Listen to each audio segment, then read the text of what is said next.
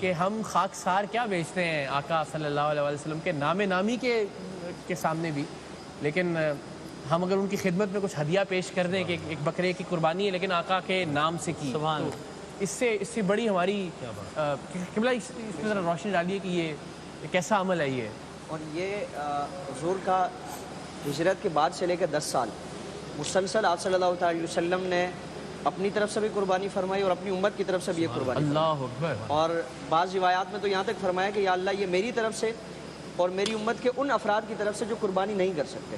یعنی حضور کا تسلسل تھا. اور پھر حضور نے وصیت فرمائی تو آپ کے وصال ظاہری کے بعد حضرت مولا کائنات آپ کی طرف سے بھی قربانی فرمائی، ایک اپنی طرف سے اور ایک حضرت آپ صلی اللہ علیہ وسلم کی طرف سے بھی. حضرت مولا کائنات کا معمول یہ تھا. تو امت کے لیے ایک آپ صلی اللہ علیہ وسلم کے ایک حق ہے کہ حضور کی طرف سے بھی حضور نے اس ظاہری تنگ دستی میں خود اختیار کرتا تنگ دستی میں اگر کیا.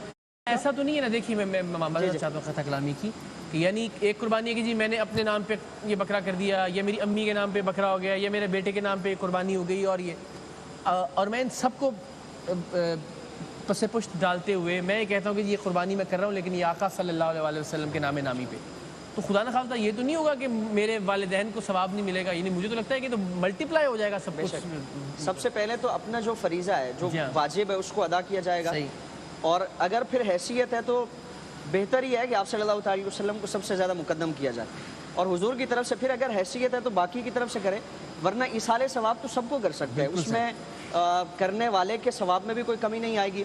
بلکہ احادیث میں فرمایا کہ جتنوں کو یہ پیش کرے گا ان تمام کے برابر اللہ رب العالمین اس کو ثواب عطا فرمائے. تو حضور اور پھر نیت کر لی جائے زیادہ کی. حضور کی طرف سے اگر قربانی کریں گے تو یہ ہماری باقی قربانیوں کے لیے بھی قبولیت کے لیے ایک سند بن جائے گی کہ ہماری قربانی میں شاید کوئی کمی کوتاہی ہو، حضور کے صدقے سے اللہ تعالیٰ اس کمی کو دور فرما دے گا. نبیل بھائی سننے میں کتنی پیاری بات لگتی ہے نا. یہ کیسا پیارا سا رشتہ ہے.